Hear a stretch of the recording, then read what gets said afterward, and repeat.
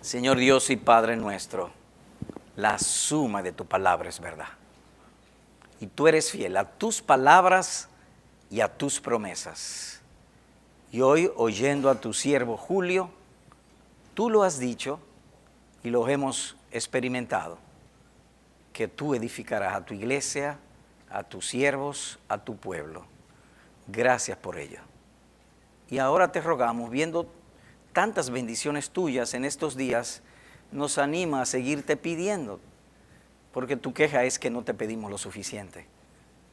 Te pedimos pues que tú unjas al predicador, dale a hablar con sencillez, con claridad, con el poder de tu espíritu. Y aquella promesa que tú hiciste de edificarnos, ven y hazla, cúmplala otra vez, edifícanos. Y úsanos también para encontrar a tus elegidos. Y que esto también sea un testimonio que hace más de 2000 años Cristo Jesús estuvo aquí en la tierra. Bendícenos, buen Dios. A tu pueblo dale oídos para oírte. Y hanos más que oidores, hacedores de tu palabra. Te rogamos pues que las debilidades, las maldades y mundanalidades del predicador no sean un impedimento para que tú bendigas a tu pueblo. Ellos han venido a buscarte a ti. Son tu pueblo, no son mi pueblo. Rogamos pues, desciende una vez más y háblanos al corazón. Consciente también de lo que somos, rogamos, y como tú bien has dicho, de que en ti hay perdón para que tú seas temido. Límpianos para servirte. Por Jesucristo te lo rogamos. Amén. Les invito por favor a ir a Romanos 3:24. No soy tan versado como estos jóvenes que me han antecedido en asuntos de historia de la iglesia, así que me voy a limitar a las Escrituras. Ellos manejan las dos cosas, yo nada más manejo una. No puedo comer chicle y cruzar la calle al mismo tiempo.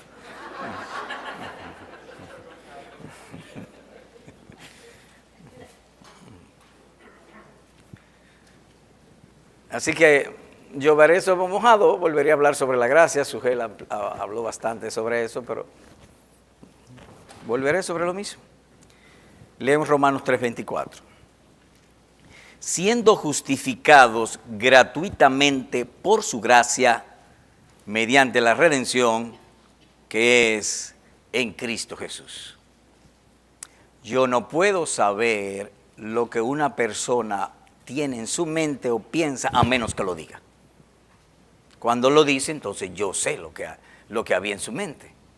Y al llegar a este versículo nosotros podemos saber qué tenía Pablo en mente o el escritor divino para llegar hasta aquí. Así que haremos un breve recorrido para saber lo que estaba en la mente de este buen hombre. Y les invito por favor, una página antes, en Romanos 1:15, para hacer brevemente ese recorrido. Dice el versículo 15, así que, es decir, una conclusión o una aplicación, por mi parte ansioso estoy de anunciar el evangelio también a vosotros que estáis en Roma. Pablo, porque hay una palabra aquí que llama nuestra atención, ansioso. Y es una palabra que no necesita definición, porque a cada rato estamos nosotros ansiosos de hacer algo, ferviente, apasionado, diligente por hacer algo.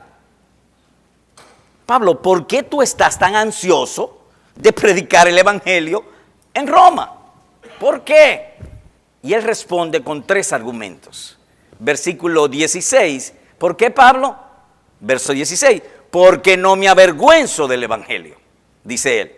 ¿Y por qué? Pues es poder de Dios para salvación de todo aquel que cree, del judío primeramente y también del griego. Por eso yo quiero ir a Roma, por lo que es el evangelio, el poder de Dios.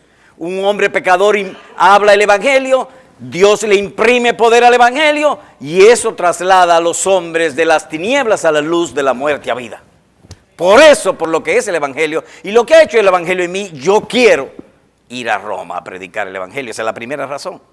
Segunda razón, versículo 17, porque en el evangelio, ¿qué es el evangelio? La justicia de Dios se revela por fe y para fe, como está escrito, mas el justo por la fe vivirá. Es por la fe que vive, no es por la obediencia es un efecto, es por la fe que vivimos. Y eso dice él allí, y por esa razón yo quiero ir a Roma. Tercera razón, versículo 18. ¿Por qué? Porque la ira de Dios se revela desde el cielo contra toda impiedad e injusticia de los hombres, que con injusticia restringen la verdad. Yo quiero ir a Roma por lo que es el Evangelio, porque la justicia de Dios se revela por fe y porque toda Roma está condenada. Por eso yo quiero ir a Roma, yo quiero ir a salvarlos, como vino a nosotros. Y eso está él diciendo aquí. Así que tenía ansias por llevar a Roma el Evangelio, debido a que toda la humanidad está bajo la espada de la condenación.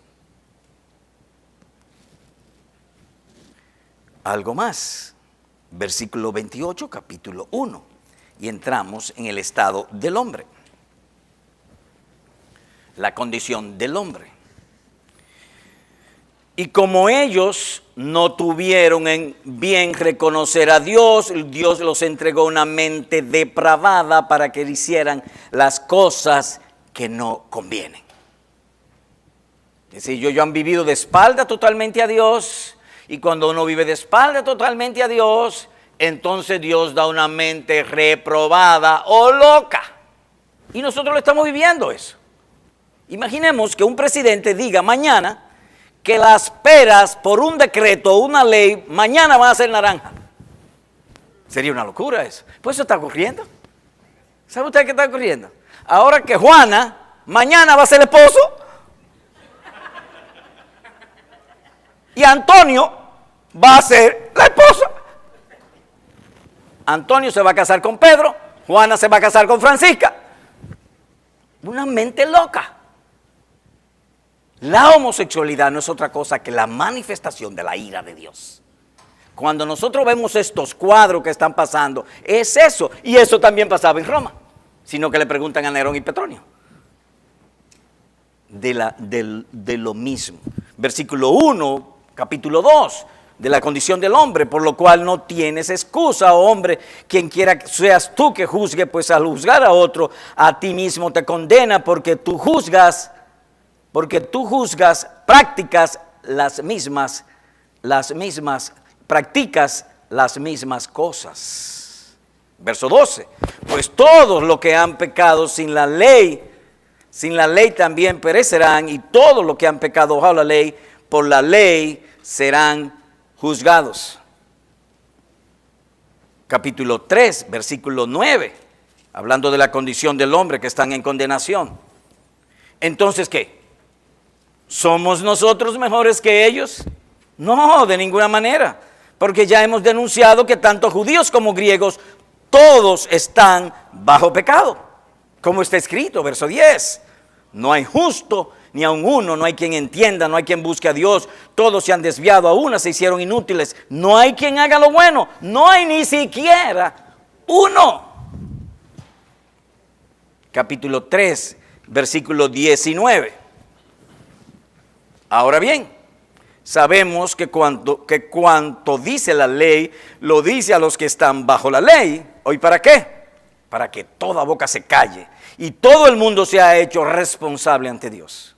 ¿Por qué? Porque por las obras de la ley ningún ser humano será justificado delante de él, pues por medio de la ley viene el conocimiento de pecado. La ley no salva, la ley simplemente viene el conocimiento de pecado. Es como cuando usted está llegando a Houston y viene a la carretera y dice a 50 kilómetros de Houston, móntese en el letrero a ver si llega a Houston.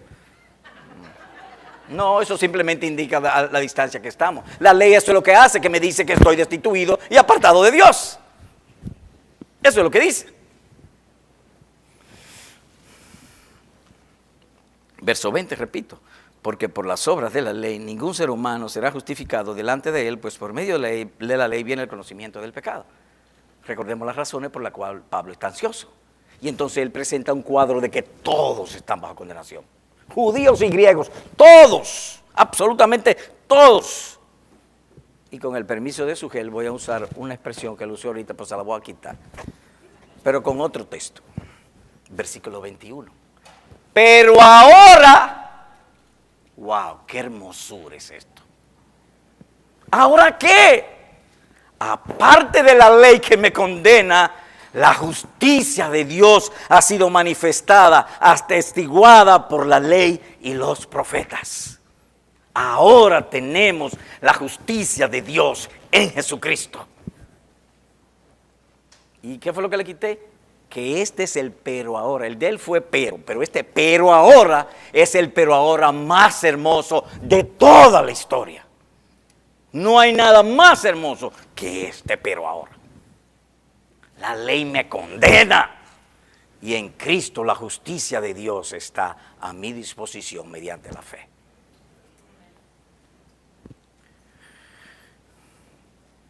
Versículo 23, por cuanto todos pecaron, del 22 también. Es decir, la justicia de Dios por medio de la fe en Jesucristo para todos los que creen, porque no hay distinción.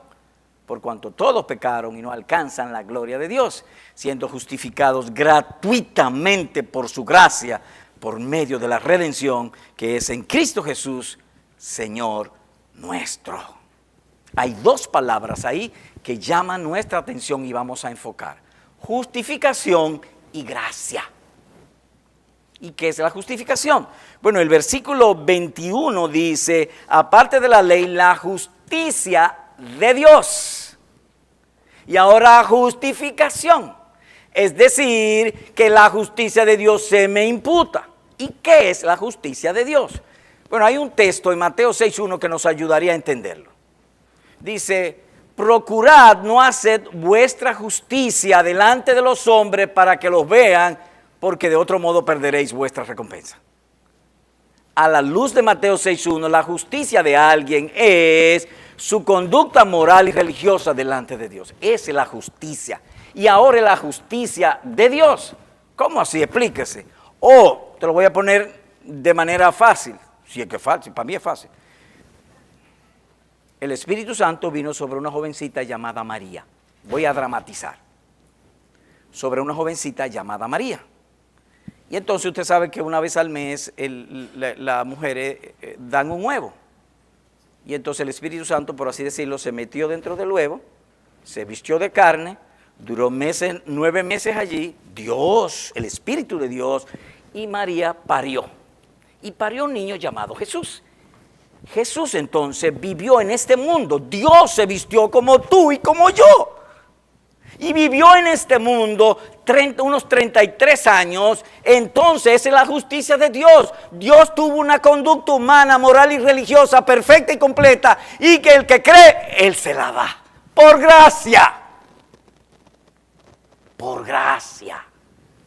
Y eso es lo que dice el versículo 21. Perdón, el versículo 24. Siendo justificados. Como Cristo es Dios, Él no necesita la justicia humana. Y entonces, como él murió y salió de este mundo, esa justicia, es decir, la obediencia perfecta a la ley de Dios, Dios mismo te la da.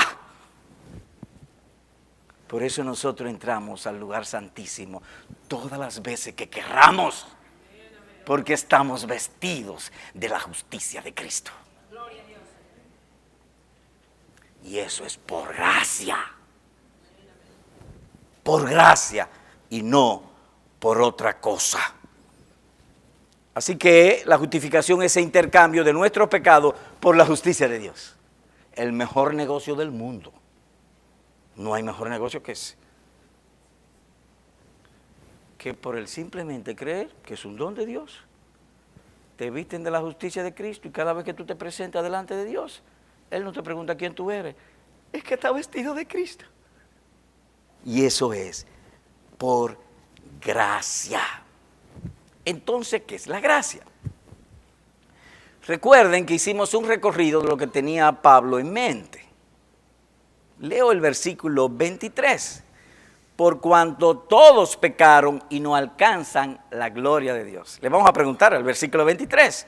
Cuando dice todos pecaron, ¿son estas gentes amiga de Dios o enemiga de Dios? Enemiga, bien de hecho, un 100, póngale. Siendo justificados por gracia. Entonces del propio pasaje se infiere que la gracia de Dios es el amor que Él tiene por sus enemigos. Esa es la gracia. El amor que Dios tiene por sus enemigos. De modo que toda vez que tú te sientas convencido de pecado y te sientes enemigo de Dios, tú calificas. Porque esa es la gracia. Y gracias a Dios se lo debemos eso a los amigos de Julio, Calvino y Lutero, que lo sacaron a la luz otra vez. Y de Sugel, son muy amigos Sugel y ellos. Qué hermoso eso, qué hermoso. Siendo justificados gratuitamente por su gracia, por medio de la fe, de la redención que es en Cristo Jesús. Esto es que por su gracia Dios da salvación al pecador que cree, al enemigo. Así que la gracia, y el punto va a ser uno solo, la naturaleza de la gracia. La gracia mencionada en nuestro versículo no es de origen terrenal. No. Ni siquiera viene de criatura alguna, sino de Dios. Así que la gracia es doble. Hay una gracia no creada, Dios, y hay una gracia creada, que son los dones que nos dan la gracia de Dios.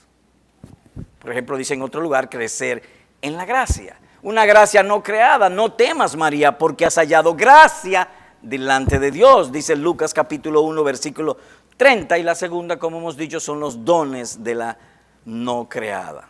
Una gracia está en Dios y solo en Dios, y la otra es recibida por el hombre. Es decir, que nosotros lo recibimos, y algunos usan lo que se llama un término teológico. Un término teológico es un concepto bíblico, pero cuya palabra no está en la Biblia. Por ejemplo, la Trinidad, eso no está en la Biblia, la palabra, pero el concepto sí. O el pecado original, eso no está en la Biblia, pero el concepto sí. Entonces se le llama, para diferenciar términos teológicos, para ayudar a nuestro entendimiento, gracia común y gracia salvífica. Hay hombres que nunca han conocido a Cristo y por 30, 40 años han sido fieles a su mujer. Eso es gracia común. Pero hay otra que es gracia salvífica. Hombres que fueron malvados y ahora por gracia son fieles. Así que hay dos tipos de gracia en este sentido. Así que hay una gracia sin nuestra voluntad, pero hay otra que se manifiesta solamente en el ejercicio de nuestra voluntad. Creced, pues, en la gracia que nos es dada y después de recibida sale de uno. El Señor me da la comida, las facultades para procesarla, y no sería provechoso a menos que yo me la coma. La gracia de Dios, dice Pablo, no ha sido en vano conmigo, yo me la comí y se ven los resultados.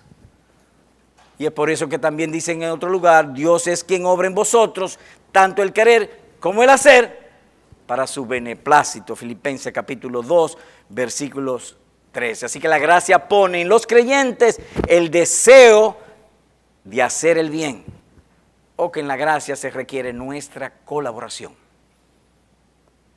Es decir, como en el médico, usted va al médico, el médico le receta una medicina y usted tiene que colaborar tomándose la medicina. En la gracia es así. Es indispensable la colaboración del creyente. Ahora, en términos bíblicos y en lenguaje bíblico no tanto explicado por uno, dice la Escritura que la gracia es el puro afecto, o en el puro afecto de su voluntad fuimos aceptos. Y aquí voy a llover otra vez sobre lo que Sugel dijo. Y me enfoco en esta palabra. Como él dijo, puro, sin mancha, sin mezcla, sin nada, purísimo. Y luego otra palabra, afecto. ¿Y qué es el afecto? Algo que me afecta.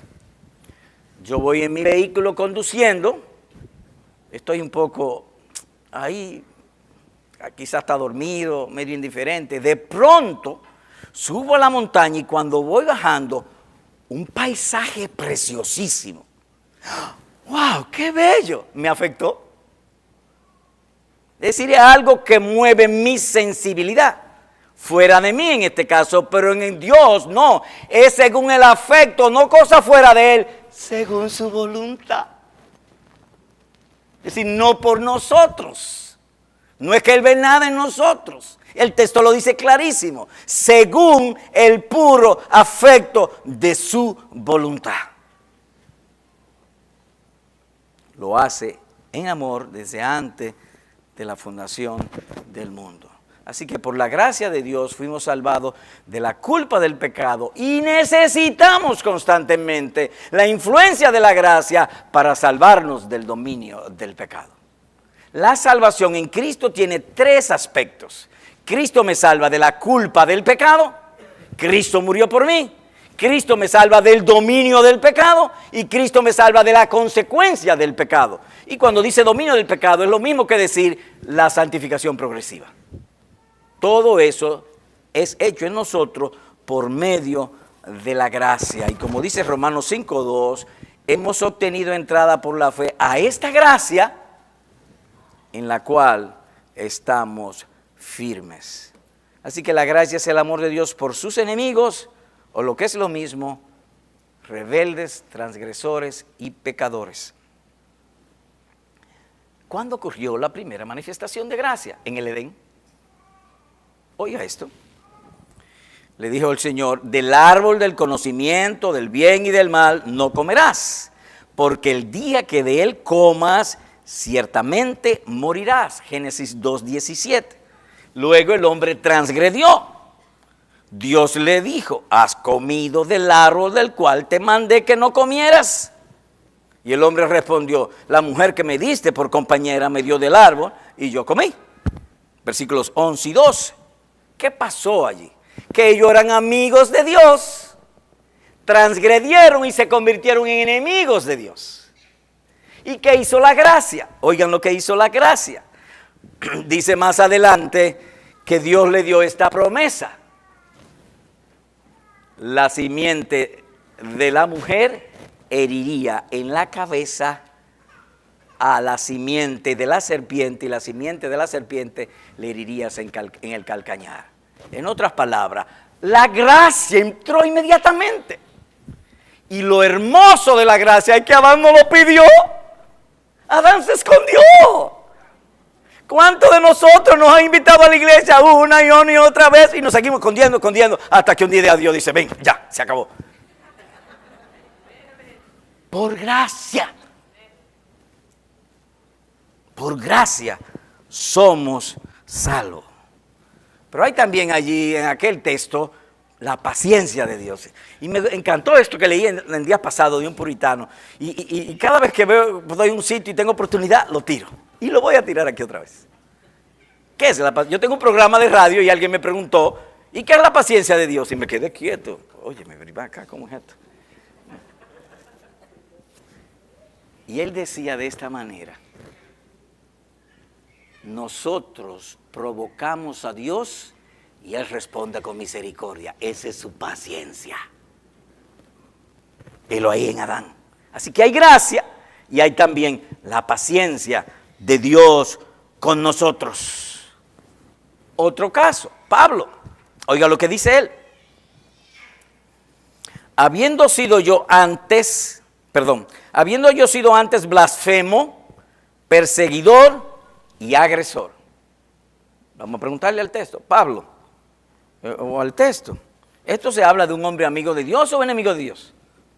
Oiga lo que él era, blasfemo, perseguidor y agresor de la iglesia. ¿Era amigo o enemigo? Enemigo. Pero sigamos leyendo. Así que él confiesa haber sido enemigo del Señor. Pero la gracia, gloria a Dios, la gracia de nuestro Señor fue más que abundante con la fe y el amor que se hallan en Cristo Jesús, Señor nuestro. Palabra fiel y digna de ser aceptada por todos. Que Cristo Jesús vino al mundo a salvar a los pecadores por gracia. Solo por gracia. Esa es la gracia de nuestro Dios. Y todos los verdaderos creyentes tienen esta gracia. Porque sin esta gracia nunca se hubiesen podido haber arrepentido. Ni nunca hubiesen rechazado la tentación del mal y entonces hacer el bien. Todos tienen esa gracia. Por eso los apóstoles, cada vez que escribían a la iglesia, este era su ruego: que la gracia os sea multiplicada. A pesar de lo que diga Sugel, yo tengo una página de Facebook.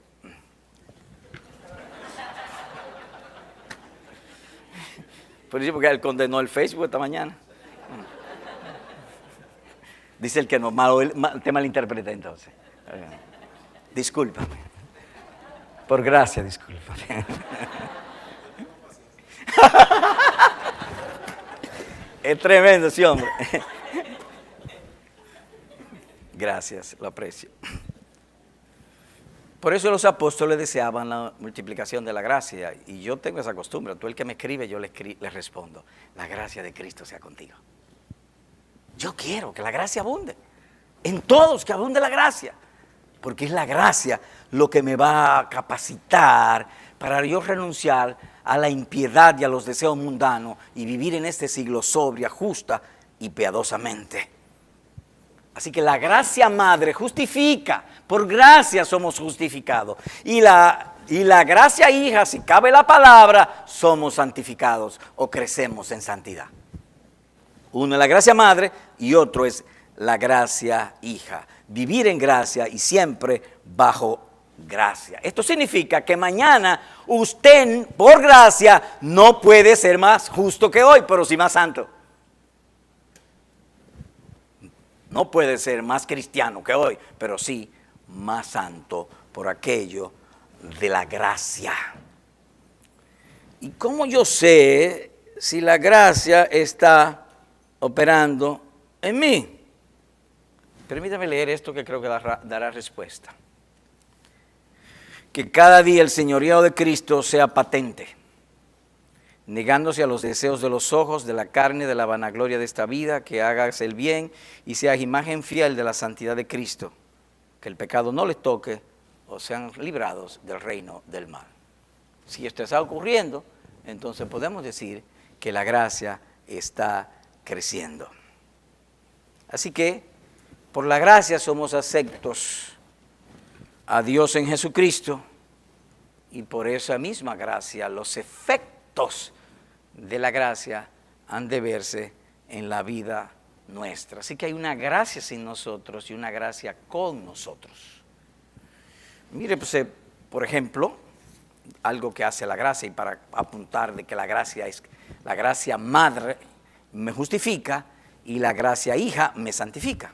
Por ejemplo, en Tito, capítulo 2, que lo voy a buscar, Tito, capítulo 2, versículos 11 y 12. Leo. Porque la gracia de Dios se ha manifestado. Es decir, no es que la gracia se manifestó en Cristo. La palabra usada allí es: se hizo más clara. Es la idea. Más brillante, más clara, más entendible. Porque la gracia, como hemos dicho, en términos de la manifestación de la gracia, empezó en Edén. Es decir, tan pronto Adán pecó, la gracia de Dios trajo la promesa del Salvador. Porque la gracia de Dios se ha manifestado trayendo salvación a todos los hombres, enseñándonos que, negando la impiedad y los deseos mundanos, vivamos en este mundo sobria, justa y piadosamente, aguardando la esperanza bienaventurada y la manifestación de la gloria de nuestro gran Dios y Salvador, Cristo Jesús. El versículo 12, y enfocamos allí, dice: enseñándonos. La gracia es una maestra. La que nos enseña es la gracia.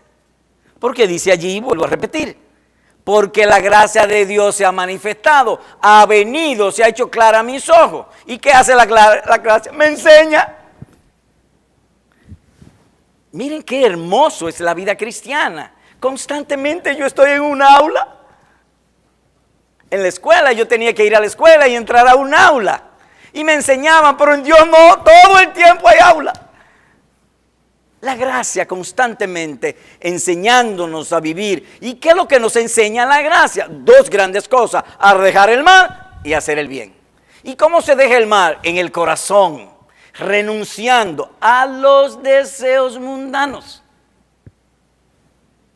y las pasiones pecaminosas, o negando la impiedad y los deseos mundanos. Y que la impiedad es simplemente hacer algo, o proyectar algo, o planificar algo, sin tener en cuenta a Dios. Eso es lo que impiedad. Pero la gracia salva a los impíos, ¿qué creen? ¿Y cuáles son las lecciones positivas? Sobria, justa y piadosamente. Sobriedad, eso es lo mismo que dominio propio. Dominio propio, viendo televisión. Es decir, que el Señor no monta un aula ahí mismo. Tú estás viendo televisión y Él te monta un aula ahí mismo. Cuidado con lo que ve. Renuncia. La gracia es maravillosa. Es una maestra, como dicen en televisión, 24/7. Constantemente nos está enseñando. Y lo primero positivo que enseña es dominio propio. En el hablar, en el comer y en muchísimas otras cosas. Sobriedad es lo mismo que dominio propio. Luego dice justa, equidad. Lo segundo que me enseña la gracia es equidad. ¿Y qué es equidad? Equidad es un buen gobierno o un gobierno justo en mi relación con el prójimo. Eso es lo que es equidad. Y usted me puede dar un ejemplo. Sí, yo estoy vendiendo un carro usado. Para mí el carro es buenísimo, pero le estoy ocultando al otro que tiene un problema de transmisión. Eso no es de gracia. Eso es de tinieblas, no de gracia. La gracia es equidad. Mira, te vendo el carro te lo vendo en tanto, pero es bueno que tú sepas que tiene la transmisión dañada. Eso es equidad. La equidad es que lo que es bueno para mí, también es bueno para ti. Así que enseña dominio propio, enseña equidad y luego piedad, hacerlo todo por amor a Dios. ¿Y cuál es el motivo para hacerlo? La esperanza. La esperanza es lo que nos motiva a vivir en gracia. ¿Por qué tú eres tan diligente en tu trabajo? Porque el sábado va a cobrar. Vete a un empleo y que no te paguen el fin de semana. El lunes no vuelve. 1 Timoteo 4:10 dice Pablo, por esto sufrimos oprobio. ¿Por qué? Porque esperamos. ¿Y qué tú esperas? El sueldo. Entiéndase en términos espirituales. Aguardando la esperanza gloriosa, porque un día todo esto se va a acabar. La gracia me enseña que se va a acabar. Sin la gracia no puedo estar convencido. Es la gracia la que me va a dar convicción. Por eso ha de ser en nuestra oración diario, Señor, haz sobreabundar tu gracia en mí. No me dé gracia, no, hazla sobreabundar. Hazla sobreabundar, porque yo soy un pecador, porque la Escritura aquí dice que cuando abundó el pecado, sobreabundó la gracia. Y eso es lo que Pablo dice, entre los pecadores yo soy el primero. Dice él, cuando leíamos hace un rato, yo soy el primero. Yo necesito que la gracia sobreabunde en mí, sería la idea.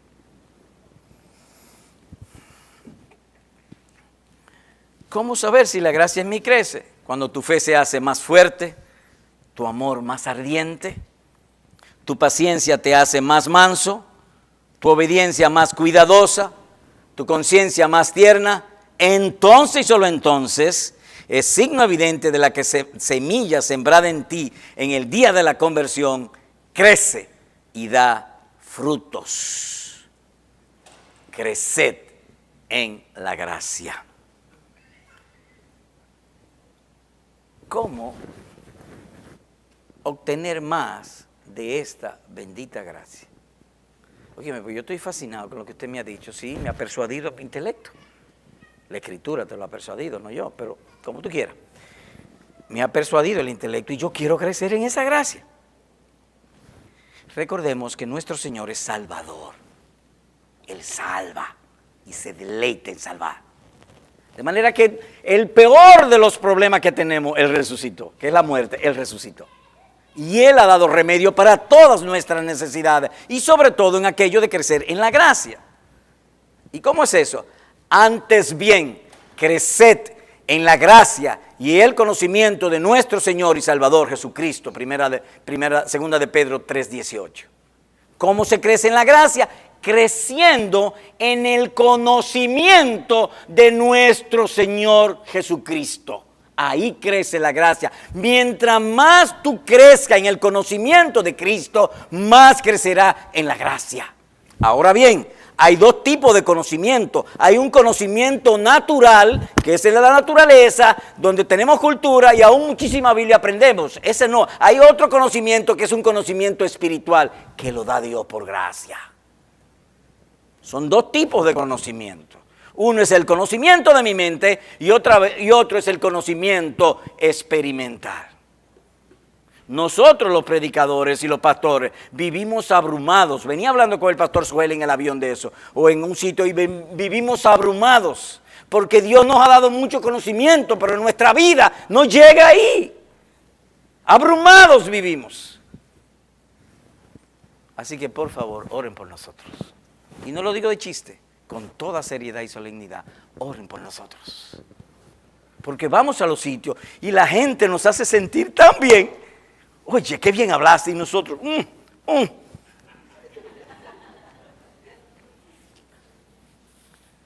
Déjeme decirle, voy a confesar algo con usted, pero no se lo digan a más nadie.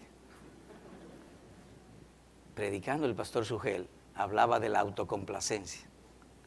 Y para mí fue tremendo, porque él dijo algo y yo dije entre mí, pues eso lo digo yo mejor que él. Y al rato vino ese hombre con ese cuchillo y comenzó a hablar de la complacencia. Tuve que arrodillarme de una vez. Wow. Tenemos un corazón engañoso. Necesitamos desesperadamente la gracia. Así que oren por nosotros y por ustedes mismos y por su iglesia, que Dios nos haga crecer en la gracia.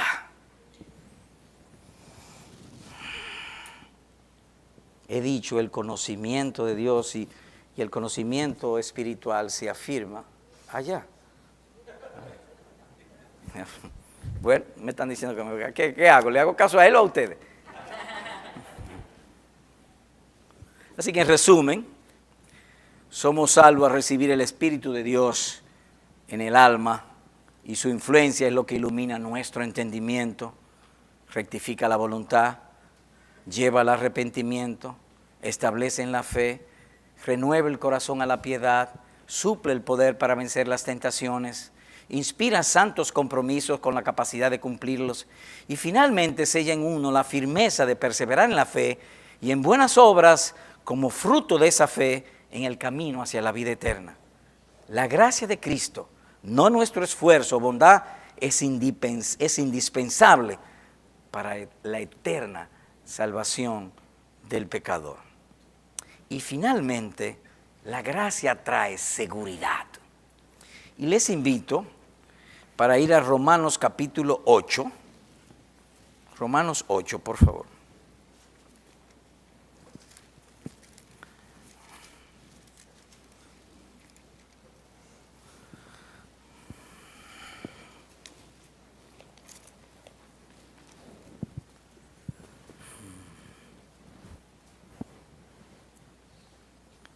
Verso 33 y luego voy a leer los versículos 38 y 39. Leo el verso 33. ¿Quién acusará a los escogidos de Dios? Dios es el que justifica. ¿Quién es el que condenará? Cristo es el que murió, más aún, el que también resucitó, el que además está a la diestra de Dios, el que también intercede por nosotros. Él intercede por nosotros. Todo dominio y potestad en los cielos y la tierra son de Él. Nuestro hermano mayor intercede por nosotros. Y en el día del juicio el que nos va a recibir es nuestro hermano mayor, no un juez. Porque ya Dios no es nuestro juez, sino nuestro Padre por gracia. Versículo 38. por lo cual estoy seguro de que ni la muerte, ni la vida, ni ángeles, ni principados, ni potestades, ni lo presente, ni lo porvenir, ni lo alto, ni lo profundo, ni ninguna otra cosa creada nos podrá separar del amor de Dios que es en Cristo Jesús, Señor nuestro. Llamo la atención sobre algo que dice el texto y me voy a enfocar. Esta parte. Ni ninguna otra cosa creada nos podrá separar del amor de Dios que es en Cristo Jesús, Señor nuestro. Pregunta, ¿tú eres una cosa creada? Amén, gloria a Dios. Ni que tú quieras te puede apartar de Cristo. Amén. El verdadero creyente, ni que él quiera irse de Cristo, podrá irse por gracia. Porque es la gracia de Dios. La salvación, Dios se deleita en salvación y no hay nada que pueda arrancarlo de la mano de Cristo, porque es el deleite de Dios, del Omnipotente. Y el ejemplo bíblico, David. Ustedes saben la historia que aquella tarde él se levantó al techo y ustedes saben todo lo que pasó. Por 9 meses se fue. Y un día Dios le dijo a Natán, ve y tráeme a David. Y Natán fue donde David. Y lo trajo. Aunque quiso irse, no se pudo ir. Ninguna cosa creada separará al verdadero creyente del amor de Dios en Jesucristo. ¿Y por qué? Por la gracia de Dios. Soli Deo gloria. A Dios sea la gloria en su iglesia, en Cristo Jesús, por todos los siglos y por todas las edades. Y el pueblo de Dios dice a una sola voz, amén. Amén y amén. Dios les bendiga. Amén. Oramos.